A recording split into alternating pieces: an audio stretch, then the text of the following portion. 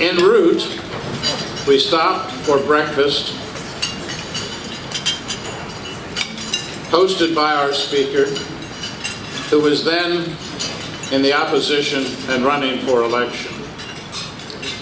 I think I can say, without fear of contradiction by other members of our party, that we learned more from Mr. Papandreou at that breakfast than we did from the Oracle.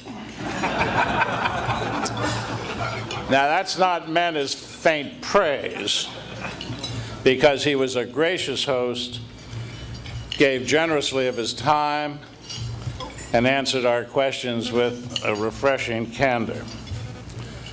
He's now reached high office as Prime Minister and as Foreign Minister of the Hellenic Republic at a time of social and economic upheaval. His sure hand in dealing under great stress with the concerns of his fellow countrymen and the regulators of the world financial system have been impressive. To attack these difficult problems, he comes well prepared. Born in St. Paul, Minnesota, educated at Amherst, the London School of Economics, Harvard University, and along with other notables, meaning my wife, at the University of Stockholm.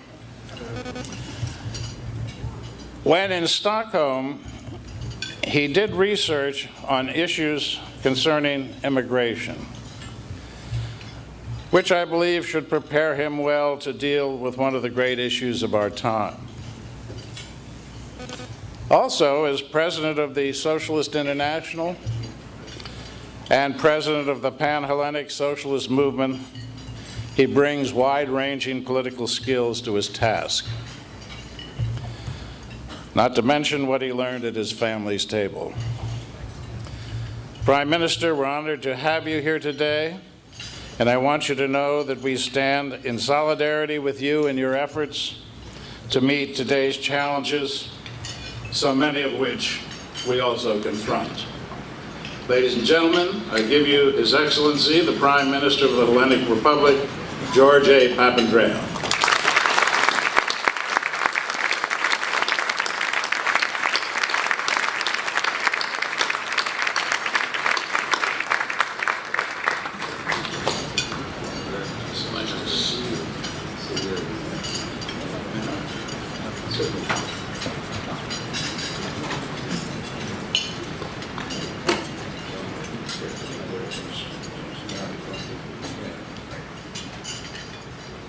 Very nice. Thank you very much. Yes. Thank you. I have something for you also, which is supposed to be here. Ah, here it is. You don't have to beware of Greek-bearing gifts. This is a small token of appreciation for what you're doing. Well, thank you so much. Thank you very much. Thank you. And you'll give us some remarks. Yes, that's right. Your Eminence, ladies and gentlemen, dear friends, Massimo, John, thank you very much, Bob, for those gracious comments about learning more from me than from the Oracle. Sometimes, of course, I myself feel that I would like to consult the Oracle, particularly these last few months. Our recent experience in Greece was not simply a test for the Greeks. It became a test for European, and I would say global governance. It showed us once more how one's country's problems, just one country's problems, can ricochet around the world, but also how nations must work together to resolve common challenges. Greece is a small or medium-sized country for Europe of less than 11 million people that makes up only 2% of Europe's economy.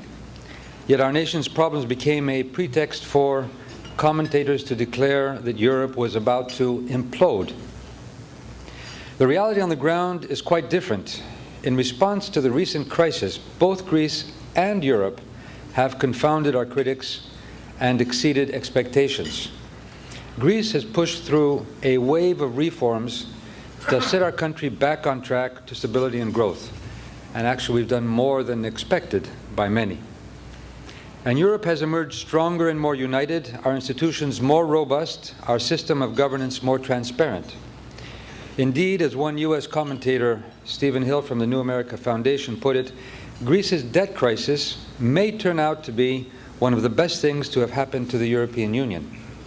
Now, this might sound counterintuitive, especially to the many Greek citizens now suffering the consequences of tough austerity measures.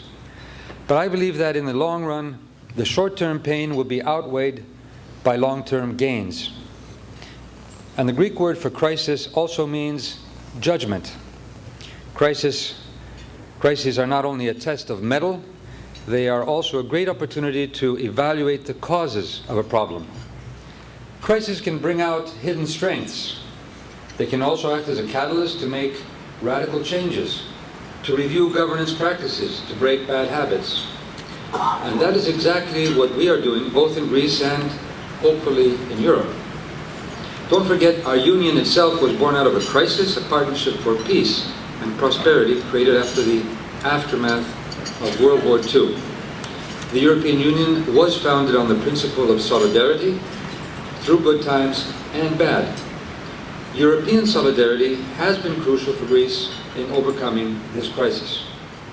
Together with the IMF, the European Union agreed to a $140 billion support and guarantee package for Greece. Unlike the bank bailouts in 2008, which had very few strings attached, this is not a handout. It is a loan to be paid back with substantial interest and strict conditionality. The 3-year program will be closely monitored through 12 quarterly reviews. Essentially, the support package buys us the time and the financing to make the fundamental changes that the Greek economy and society badly needed, because the financial markets would not give us the breathing space to do so. So the support mechanism is not only a contract with Greece to make the necessary changes. It is also a vote of confidence in Greece's capabilities to carry them through. And that is exactly what we are doing. Greece has changed dramatically in the past year. We are delivering on our commitments, on all our commitments, on time and on target. The deficit will be down 40% by the end of the year.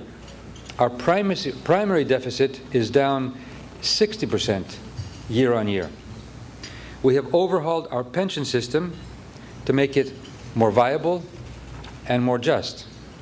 We have revamped our tax system to minimize the scope of tax evasion and to ensure that those with the means are paying their fair share. Now we are opening up markets for goods, services, and labor in order to make our economy more competitive. Greece also has huge untapped investment potential, from solar power to organic agriculture, green tourism to high-tech infrastructure and shipping. The state alone has assets worth over $360 billion, roughly equivalent to our public debt, which are largely unexploited. So Greece is not a poor country, but it was a poorly managed one. Our resources, our environment, and our human capacity were not being used prudently, equitably, or sustainably. There was a complete lack of will to tackle a fundamental problem, corruption. When my government took office a year ago, we did not only inherit a major fiscal deficit, we also had to contend with a serious credibility deficit. To turn this around, our government has pursued a policy of total transparency. Let me give you just a few examples of the reforms we've carried out so far to reduce corruption and increase transparency. First of all, we have established an independent statistics authority so that the quickest joke won't be anymore Greek statistics. We have passed a fiscal responsibility bill to ensure accountability in all areas of government spending. All government expenditure, all signatures having to do with money will be published online. And we are bringing the shadow economy to book and cracking down hard on tax cheats. We are using every tool at our disposal, from data mining to rumble undeclared assets to even Google Earth, to pinpoint unreported swimming pools. And we have launched what we call open government. Barack Obama talked about this morning in the United Nations, an e-governance tool to enable greater public participation in policy making and open recruitment for senior government posts. So we think that Greece will soon be the most transparent country in the European Union. Greek government, we have demonstrated that we mean business. And I'm convinced that investor confidence will return as all these reforms start to bear fruit. There have been very encouraging signs already that market sentiment is starting to turn. A few weeks ago, the National Bank, the largest commercial bank of Greece, went onto the markets for recapitalization, and the response was more than positive. Norway's state pension fund recently invested in Greek bonds, an important vote of confidence from the world's second biggest sovereign wealth fund. Let me be very clear on this also. Default is not an option for Greece. We have had Herculean efforts during the past year, and they have been geared to ensure that Greece does not default. With the EU-IMF support mechanism, we are completely covered in our borrowing needs until 2012. Default is not an option for Europe either. Europe has invested heavily in Greece's future and Greece's success. Theories about default, haircuts, exit from the Eurozone show a remarkable lack of historical perspective and lack of understanding of the basic rules of European economics and politics. So let me say a few words about Europe, moving on from our experience in Greece to what Europe has to face. What is Europe's relevance to the world? Europe began and remains a peace project. First of all, between France and Germany at its initial stages. Yet later on, it became a wider peace project, bringing in and integrating East Europe, Southern Europe, that had gone through brutal dictatorships, former communist regimes, breaking down the Berlin Wall and the Cold War, but also integrating Southeastern Europe, a war-torn and conflict-ridden region, with bringing in countries like Bulgaria, Romania, Cyprus, of course, and with the prospect of the Western Balkans becoming members and Turkey becoming a member, creating the process to heal many of the wounds of the past through the integration process. What is this relevance of this peace project for the world? I believe that the European Union's integrative dynamic is a precursor, or if you like, an experiment about how we can humanize globalization. This is the essence of the European Union project, integration. Now, this word integration, it sounds like Eurospeak and sounds very neutral. In fact, it's not. On the ground, integration means integrating into a community of values, integrating into a community of institutions, practices, and policies. On the ground, it means that this community takes on responsibilities, common responsibilities for, as I will support, 3 key priorities. These are part of the tradition of the European Union, but they are also becoming a challenge, how we maintain these 3 priorities in a new and globalizing world. First priority and pillar, I would say, is the protection and promotion of democracy, democratic rights, freedoms, and the rule of law. Second is prosperity that, however, is shared equitably and ensures basic social protection and empowerment of our citizenry. And thirdly, a new relationship with our environment, which not only protects it, but becomes the epicenter of a new green model of development, a model that invests in innovation, research, high-tech, education of our human capital, so that we maintain competitiveness while transforming our economies, even our habits, into a very different consumer culture. But let me highlight some of the challenges. Democracy.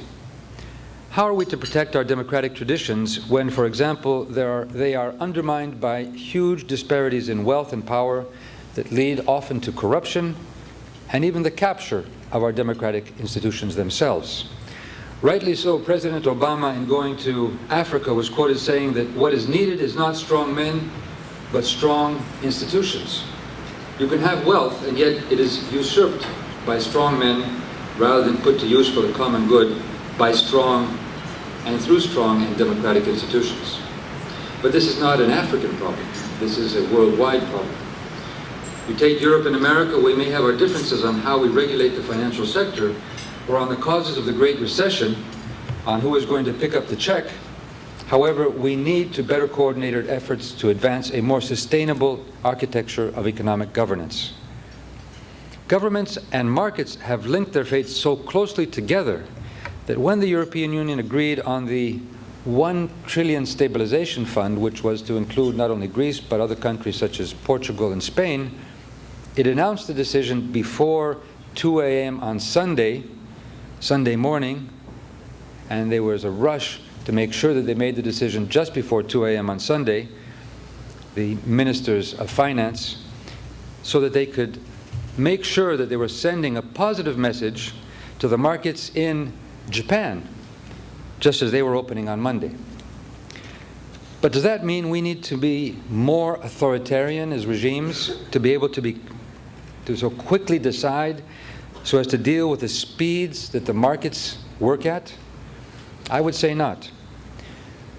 When the crisis erupted, there was a lot of grumbling that Europe should have reacted faster. But in a matter of months, the European Union has taken decisive steps to make our system of financial governance safer and sounder. In essence, Europe intervened into the markets to avert a crisis. We have established tighter oversight of national budgets by the European Union bodies, as well as embracing transparency in our own governance system. Europe is enforcing greater transparency in the financial sector to safeguard against future shocks. Under new EU rules, banks will have to store more capital and get lending flowing to the real economy. Hedge funds, derivatives, and credit default swaps will be subject to closer scrutiny to disincentivize reckless risk-taking.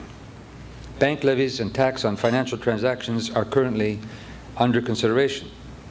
So I would say we should neither deify markets, nor should we demonize markets. I would say we should democratize our markets so that they work for us. If we want free markets, let us make sure that they work for free people. Second challenge is to our welfare systems. The sovereign debt crisis in Europe is further proof that our current system of economic governance is not fit for purpose. We have seen excessive borrowing by governments, but also reckless lending by banks. Anyone who invested with Madoff or Lehman has felt acutely the dangers inherent in pursuing short-term gains without a care for the long-term consequences. Are our welfare systems the culprit in our sovereign debt crisis? Well, we do need to revamp them, as we have done in Greece, with great pain, but we've done it.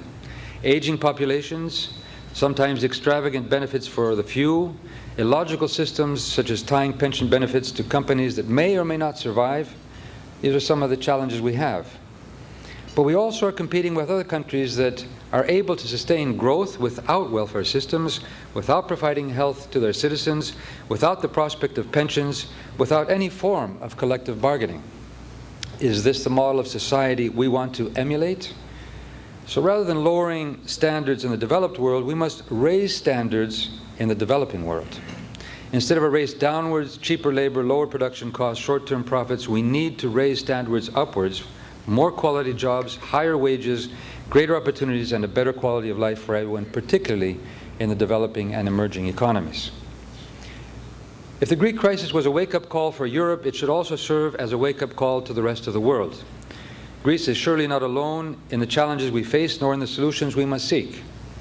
We need to take a longer view of our common challenges, whether in terms of our carbon-intensive economies, capacity to survive climate change, or the viability of our pension systems given our increasing life expectancy. As we all work to achieve fiscal consolidation, we need to offset austerity with innovative policies that guarantee sustainable and balanced growth.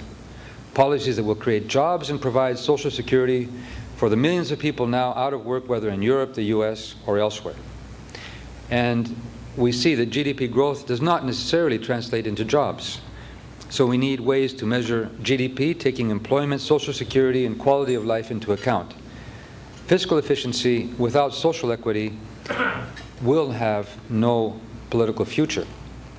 So we need also to create tools and optimize the use of our resources, change financial incentives, redistribute some of the wealth around the world. And in the European Union, things are being discussed such as carbon tax or green bonds used to fund education, green infrastructure, new technologies, and also help developing countries. We will need greater policy coherence to see how the benefits of globalization can be accrued to all. Europe's commitment, and this is the third challenge to sustainable development, is also creating green jobs. From retrofitting buildings to making them more energy efficient, to new green appliances and infrastructure for renewable energy. They are all new areas we are focusing on in Greece in developing our new strategy, a country with huge untapped potential for green investment, whether it's wind, solar, or geothermal power. Far from undercutting competitiveness, going green drives growth and job creation. The global market for environmental products and services is projected to double to $2,740 billion by 2020. Investments in improved energy efficiency in buildings could generate an additional 2 to 3.5 million jobs, green jobs, in both Europe and the United States. However, we cannot afford to be complacent. We need to humanize globalization if we will not witness a politics of fear. And I'll come to what Bob mentioned about migrants, such as we are witnessing in parts of Europe.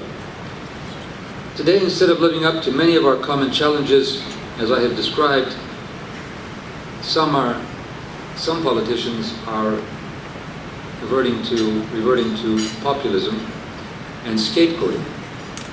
And this is why we see the rise of xenophobia, fear of migrants, fear of Muslims, anti-Semitism on the rise in Europe. We need to deal with our challenges and not try to find scapegoats and problems that other peoples have.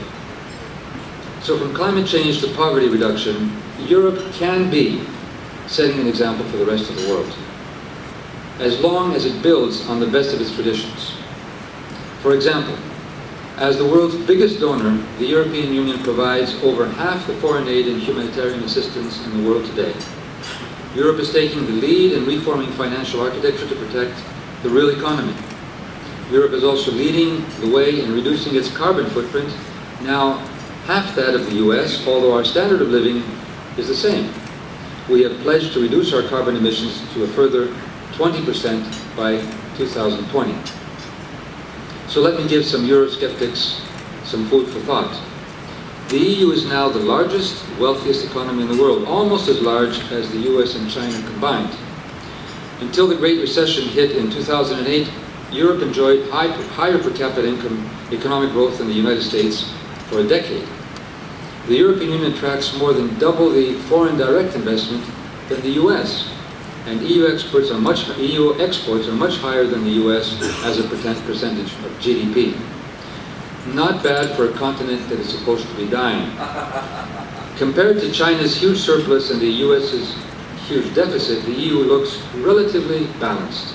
Of course, there are disparities within the European Union nations, but a more coordinated and dynamic European Union should even this out. And despite Europe's generous social welfare system, we still manage to remain comparatively competitive. There are more European countries in the top 10 of global competitiveness rankings than all other regions combined. In fact, I would argue the opposite is true. Europeans actually pay less for social services they receive than Americans, from child care to health care. Far from creating inefficiencies, the European social security system is a springboard for growth and development. So the European experience demonstrates that social justice and economic progress are not mutually exclusive. One of your Nobel Prize winners, Paul Krugman, has summed up our strengths neatly by saying Europe is the world leader in figuring out how to harness capitalism so that its prosperity is broadly shared and ecologically sustainable. Eurosceptics like to portray our continent as an aging relic. Old Europe is in fact quite young. The European Economic Community was founded in 1957. In its current reincarnation, the EU was only officially ratified in 1993. Since then, we have established a common market, a common currency, and even common borders. So yes, the European Union is still a work in progress. There is always room for improvement. But as we continue to move towards closer integration, our institutions are becoming more transparent, our governance structure is becoming more coherent, our commitment to make our partnership for peace and prosperity work for all citizens has never been stronger. Time and again, Europe has proved its remarkable capacity for renewal. There are compelling reasons to believe that a dynamic, revitalized Europe will be better situated to deal with future challenges and help not only Europe itself, but help with the US and many other regional powers, our planet be a better place. So those who predict the decline and fall of Europe would be wise to think again. There are useful lessons to be learned from Europe's successes. Likewise, I would like to finish by saying that those who hope to make a fortune by betting on a Greek default should be hedging their bets. While those who invest in Greece, in the new Greece, will share in our success. Thank you very much.